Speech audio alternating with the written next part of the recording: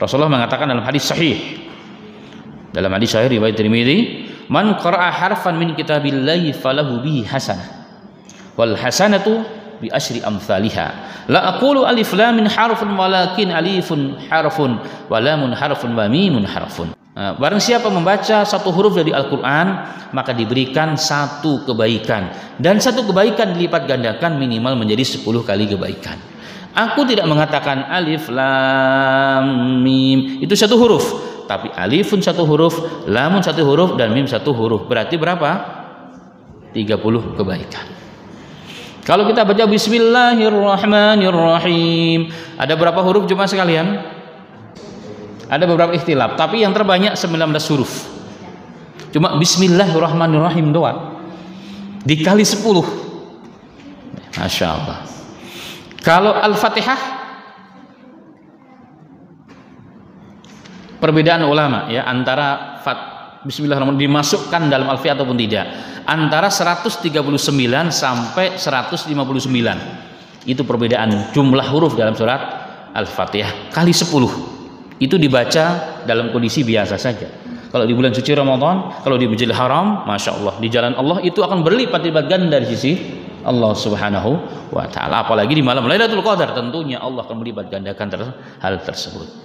Kemudian pertanyaannya, kalau Al-Quran kan ada 6.000 ayat lebihnya ini berbeda. Kalau suratnya 114 surah.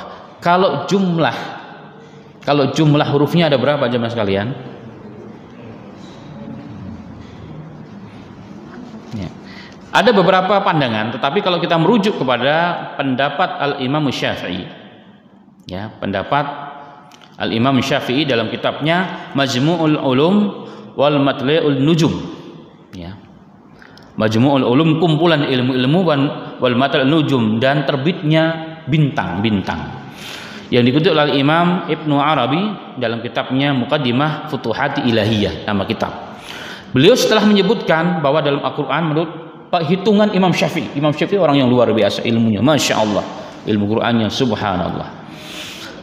Setelah dia menyebutkan bahwa alif dalam Al-Quran sejumlah sekian, beliau katakan 48.740 huruf alif dalam Al-Quran, lam 33.922, dan seterusnya sampai akhir. Kemudian beliau mentotal jumlah huruf dalam Al-Quran didapati oleh Al-Imam Syafi'i dalam kitab tersebut 1.027.000 huruf. 1.027.000 huruf Al-Quran, huruf hijaiyah yang dimaksud. Kalau kita kali dengan 10, kita baca begitu saja, jadi berapa berarti? 10 juta ya, 270.000 kebaikan, subhanallah jemaah sekalian. Inilah Al-Quran ya, inilah Al-Quran, dan ini hanya dibaca jemaah. Maksudnya bagaimana? Berbeda antara membaca dengan mentilawah. Nah, ini yang kita perlu ingat juga. Nanti ada kaitannya dengan tujuan Quran diturunkan. Itu sesungguhnya bukan hanya dibaca. Ini yang ingin saya maksudkan.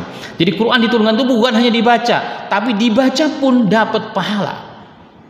Mau dia orang ajam, mau orang Arab, mau paham mau nggak paham, mau ada sedikit salah-salahnya yang dia berusaha, semua dapat pahala.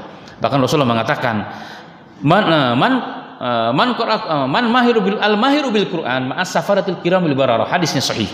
Barang siapa yang mahir baca Quran dengan tartil, makhrajnya, tajwidnya, panjang pendeknya, tambah lagi dengan suara yang luar biasa. Kayak siapa hari ini Mansyari lah mungkin ya, kalau nasional internasional Indonesia banyak, masya Allah. Apa kata Rasulullah SAW? Dia akan dibersamakan bersama malaikat-malaikat yang bararah, yang mulia lagi agung. Walladhi yata'ta wa ali syaqullahu ajran.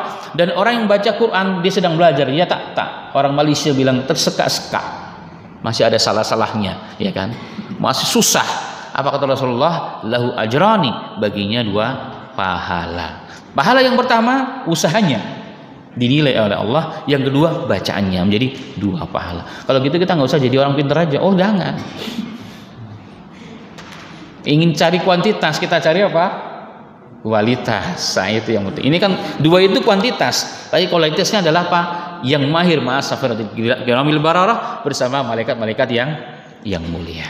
Nah, Al-Quran hanya mujarrad qiraah, dibaca, paham gak paham, itu mendapatkan keutamaan yang luar biasa seperti itu. Tapi ini bukan tujuan awal. Tujuan awal adalah apa? Adalah Quran itu bukan hanya dibaca, tapi ditilawahkan. Apa itu arti tilawah? Tilawah adalah membaca dengan benar dan memahami kandungan dan maknanya. Itu namanya tilawah. Kita akan lihat nanti beberapa ayat terkait masalah ini. Ya, terkait dengan masalah ini. Jadi memahami, membaca dengan kepahaman, dengan penuh tadabbur, itu yang dimaksud Al-Quran itu diturunkan. Maksud Al-Quran itu diturunkan oleh Allah Subhanahu wa Ta'ala. Kita lihat di sini dalam Al-Quran keutamaannya orang yang membaca dan mendengarkan Al-Quran saja.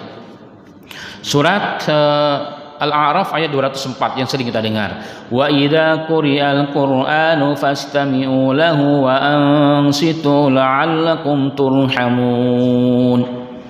Wa idza, dan jika quri'al Qur'anu, dibacakan Quran.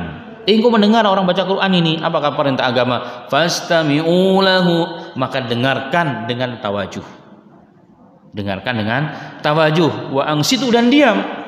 La'allakum turhamun, pasti engkau akan mendapat rahmat. Kalau terjemahnya semoga engkau mendapat rahmat, tapi asli maknanya bukan la'alla, bukan semoga, pasti. Karena semoga itu artinya kan bisa tidak, bisa iya.